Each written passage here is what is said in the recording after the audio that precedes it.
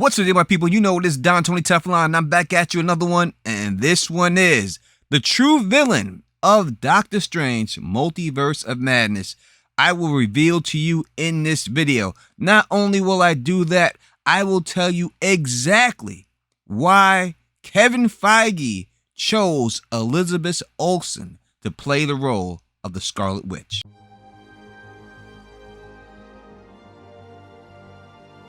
What up to my thugs, nerds, freaks, and geeks? You're now rocking with the best of Don Tony Teflon. If you can, please subscribe and click that bell so you can be notified every time I drop a new video. As always, 500 is the like goal. If this video hits 500 likes, I will give a subscriber who leaves a comment on this video one copy of the Spider-Man Far From Home digital Blu-ray. You gotta be in it to win it, so let's get it. Alright, now in all of the movies that Marvel puts out, they have a consistent thing they do, and that is they will have a main villain that everyone focuses on, and then a villain in the background. You can go all the way back as far as you want since Marvel started doing this, and you can see this in every one of their videos. This is just how they do. This is one of their techniques, and it's no different in Doctor Strange 2 Multiverse of Madness.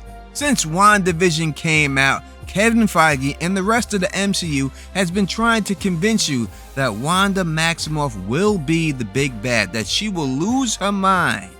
And that is the reason why Doctor Strange has to go off and save the universes from her. It's her, the chaos magic that corrupted her, everything else. That's what they're trying to push to you. Then they did the What If series, and as you've seen in the What If series, there was an evil version of Doctor Strange, a different version. Now we know that they aren't just doing these series as one-offs. They're doing these series to introduce movies, and these two series specifically is what's being used to introduce the Multiverse of Madness. Now there is a Loki connection from the Loki series, but I'll do that in another video. Now, although people fan cast a lot of people that they wish to see in these roles, when it comes to studios, they do not just pick the person that the fans want. They pick people for specific reasons, because they've seen them do other things in acting that they knew that could help them in the movie that they're trying to put out there. If someone specializes in breaking down and crying, they cast that person in a role that they know that the person has to break down and cry. Elizabeth Olsen was specifically chosen for this role because of her acting IQ, and I can prove that, and I will in 1 second. So when it came down to WandaVision, everyone thought that, hey, Wanda was the bad guy. That's what they tried to push out there. Wanda's doing this because she's the bad person. Then it turned out that Agatha Harkness was the one pulling her strings, right? So we had that secondary person. It's the same exact thing that's going on here. The writers of that show said that the true enemy was not Wanda, but it was Wanda's grief. That is very specific, and that is very important. Now, when we look at the 4 phases of grief, it's easy to see exactly what Marvel is trying to do here. The first phase of grief is shock and numbness. We've seen this in WandaVision after she lost Vision, after she lost her kids. She was shocked and she was numb to all that going on. And then we get to the second phase of grief, and that is yearning and searching. And that's where we are at right now when dealing with Wanda inside the Multiverse of Madness. She's in that phase of grief. She is searching for her kids. That's who she wants them back. She's searching for them and going into different universes to try to find them. That is the stage that she's at. Now, during this, her next stage will be despair. And despair means giving up all hope.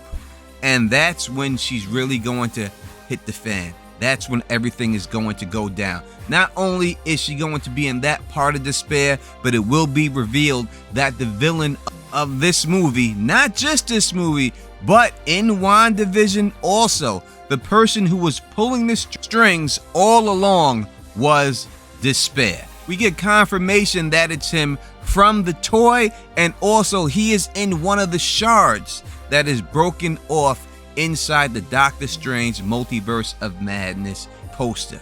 Despair is capable of causing fear and despair via illusions and hallucinations. He is capable of reading his victims' minds and or emotions to bring out their deepest fears. We have seen him do this to Wanda in WandaVision at the end when she's reading the Darkhold, and we see him in the trailer doing this to Doctor Strange, where Doctor Strange says he keeps having the same dream over and over again. This is despair in his mind causing him to have these illusions. It's also going to turn that when we see Doctor Strange breaking into blocks and everything else, that's going to be despair, illusion, making him think that that's exactly what's happening to him, when in reality that's not going to be happening to him. And most likely it was despair who corrupted the evil Doctor Strange into trying to get him the what if Doctor Strange. It'll come back that he was the one inside that pulling the strings also. Now, Despair has a certain piece of equipment he uses, and it's called a tower. Despair sometimes has use of a mile-high black tower to try to corrupt good-hearted sorcerers. Despair can transform a normal structure into this tower, which focuses its power to increase them. Although the tower seems to be made of stone, it is especially vulnerable to supernatural fire, including the Man-Thing's touch. So it's a good possibility that when we seen Wanda with the Darkhold and she's inside of what looks like a cabin, this truly could be Despair's tower disguised as a cabin. When we see Doctor Strange and them in this TV ad breaking off into the world and they're standing inside of a tower, most likely that tower that we see out there is Despair's tower that he uses to corrupt sorcerers. Now, there is one storyline specifically I do believe they're pulling from, and they're changing the people around to fit this story, and it was Despair was encountered at the nexus of all realities. He captured a young sorceress, Jennifer Kale, and the spirit of her deceased teacher. Now, I think that is going to be Agnes Harkness is the spirit of the deceased teacher, and Scarlet Witch is the other one that he captured. Now, he tied them both to an arcane tower on the Nexus, trying to use his evil mystic energies of the tower to corrupt his prisoners so that they would use their magical powers to serve him. I think that's exactly what's going on in this movie. In fact, when you see the evil Doctor Strange pull out all of his arms, it looks like he's behind some tower. Most likely, this is Despair's tower. Now, as I told you before, there's a reason why they picked Elizabeth Olsen for this role. Not just because she's good looking, not just because she looks good when she shoots her spells. She has a particular skill set in acting that they knew that they were going to need and that she would be able to do, and they could capitalize on her acting ability, and that is all of this despair, all of this grief. And how do we know this? In her feature film debut, Olsen played a character named Martha, a 22-year-old who breaks down after escaping an abusive cult. And if you look at what she did in this film, it's how she portrayed grief, grieving, how she made it feel so visceral, made it feel so real. That's the reason why I believe that they gave her this role. They seen her do this. They seen her project this. They knew that this is where this character was going, and they needed an actress who could explain this and project this on the screen as effective as she did. Also, in a Facebook watch show, she played a 20-year-old girl named Lei, who was going through the motions of her life month after her husband's death. In this performance, she went from cool to volatile to wrathful.